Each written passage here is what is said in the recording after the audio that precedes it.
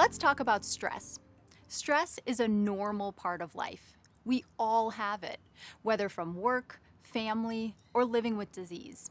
What's not normal is feeling stressed out all the time, so that you feel stress both emotionally and physically. Emotional effects can be things like irritability, frustration, or anxiety, and physical effects can be tense shoulders, upset stomach, or even headaches. Now, some stress is good. It helps us focus, meet a deadline, or get out of the way of danger. Exercise is an example of good stress. But when stress settles in the background and it's always there, even if we don't notice it, it can be harmful to our bodies and our brains. This is called chronic stress. Research is uncovering more and more about how chronic stress impacts our health. But it's also showing what we can do to manage stress and to lessen its impact. Stress is more than just a feeling. It has actual physical impacts in the body and in the brain. Stress causes the body to release hormones, chemicals, and other factors that move us into what's called fight or flight mode. It increases blood pressure, quickens our breathing, and tenses our muscles. Let me give you an example of this in daily life. Say you're arguing with someone. Do you get defensive? Does your voice get louder? Do you feel flushed? That could be your fight mechanism. Or if instead you shut down the conversation or remove yourself from the situation, that could be your flight response.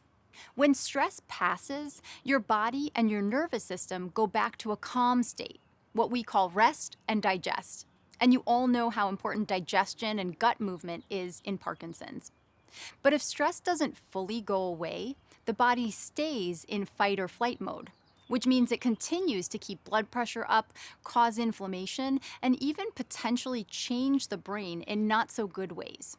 You heard that right. Stress can damage the brain's memory areas, reinforce anxiety and fear, and impact the release of dopamine and other brain chemicals that affect mood and attitude. In people with Parkinson's, stress can have other effects too. Here are 4 potential effects. First, stress can be the trigger that brings out Parkinson's symptoms and diagnosis in some people. A stressful situation, like an illness, death of a loved one, or loss of a job, can sometimes happen right before diagnosis. Doctors believe that Parkinson's was there under the surface, and stress uncovered it. Now, this isn't to say that any one moment is responsible for causing Parkinson's. It's just to explain how stress might help bring it out. Second, stress can temporarily worsen symptoms. It can increase tremor, dyskinesia, walking problems, or mood, sleep, or memory changes.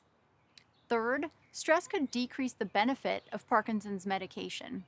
And lastly, early research shows that stress may even speed disease progression. Here's the challenge. People with Parkinson's report feeling more stress than people without the disease. That's not surprising considering the stress of living with a chronic illness. But here's the good news. There's a lot you can do to control how you respond to stress. Here's how. First, acknowledge stress. This is part of being human. It doesn't make you weak.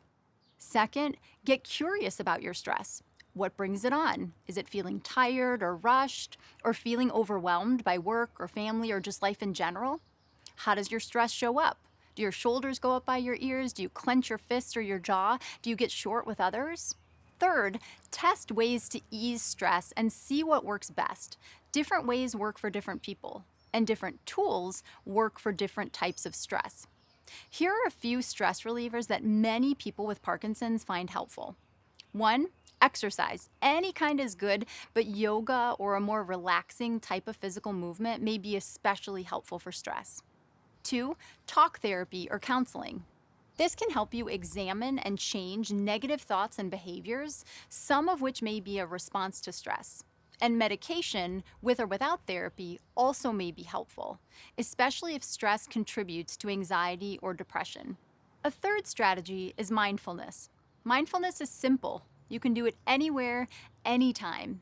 It's bringing your attention and your awareness, usually through what you see, hear, and feel, to this present moment, no matter where you are, even outdoors, or what you're doing, whether it's washing dishes, walking in the park, or eating a meal.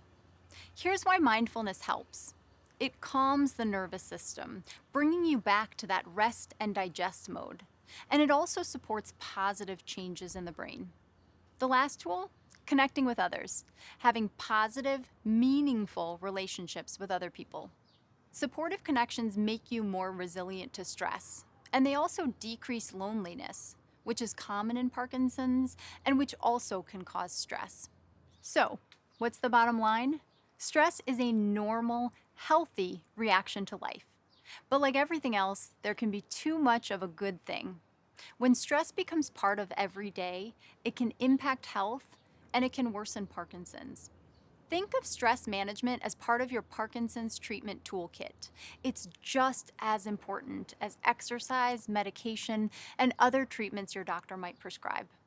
For more on this and other topics in Parkinson's and related conditions, visit our website at michaeljfox.org/askthemd.